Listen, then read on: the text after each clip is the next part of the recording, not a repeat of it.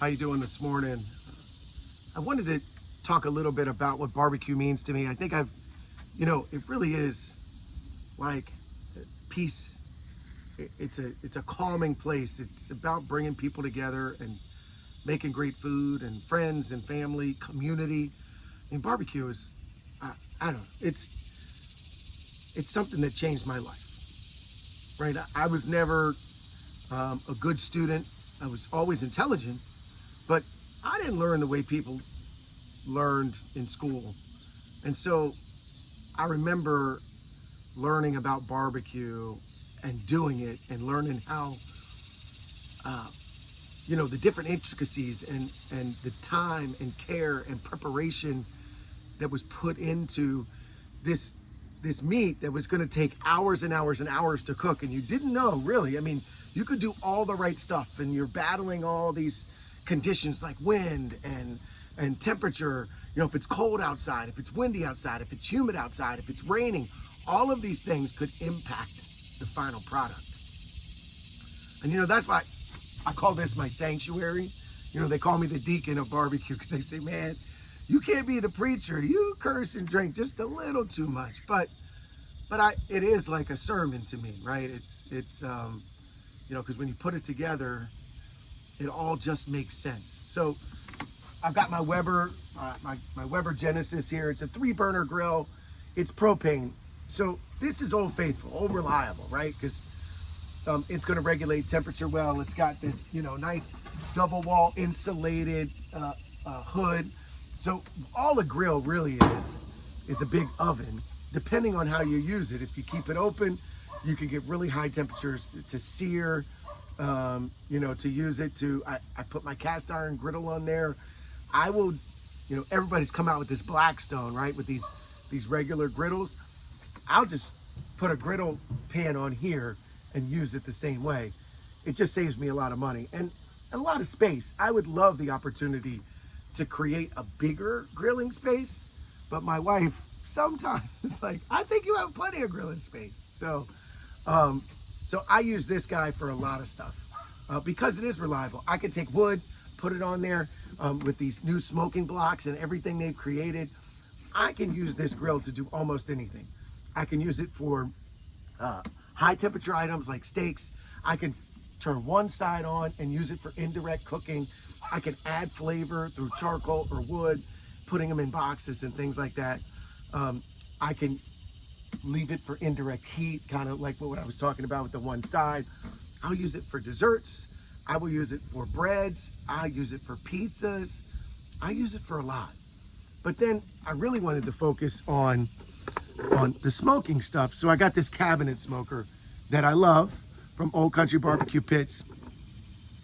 And you can see this guy has 1,800 inches, about 1,200 inches of cooking space.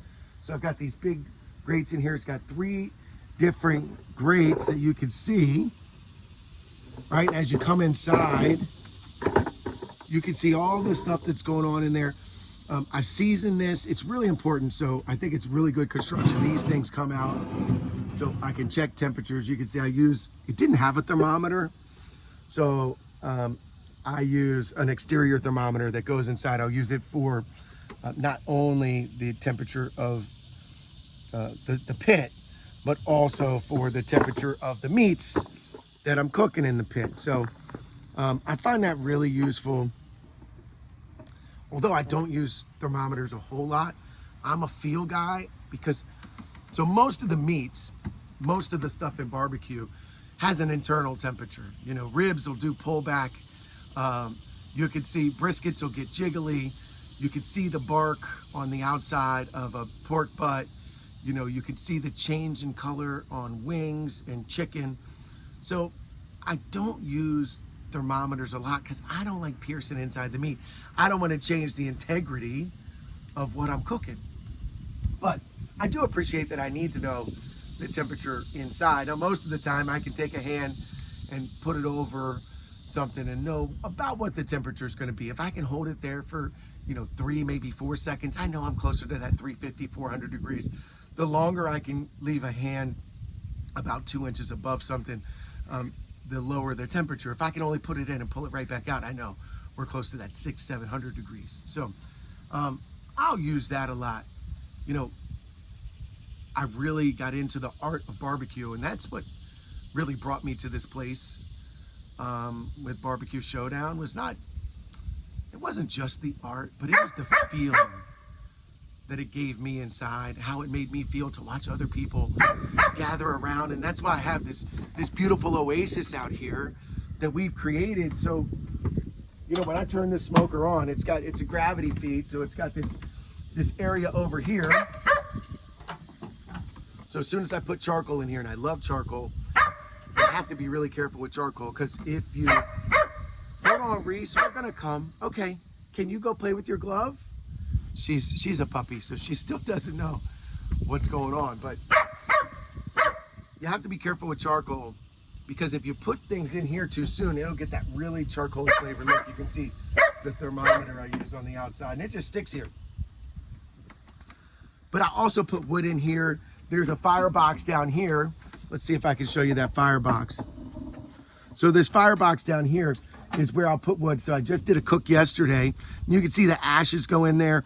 But so the heat and the flames from this charcoal will come down here, go through the box, and that's where the heat will go over there into the big cabinet.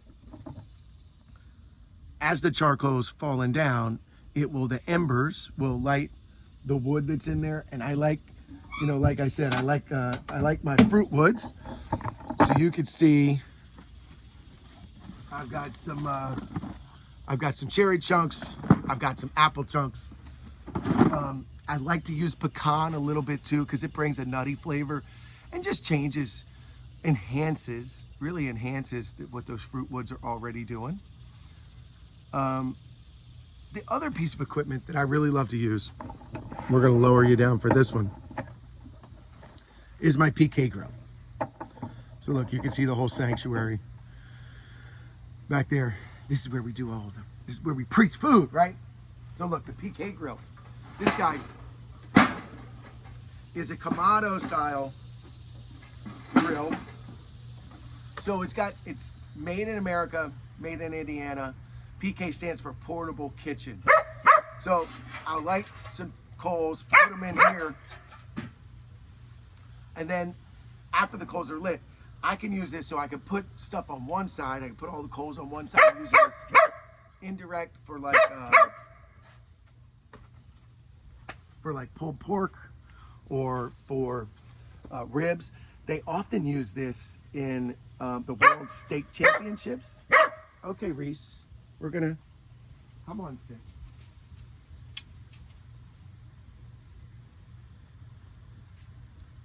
Here, you can go while Daddy's talking. She wants to see what's going on too.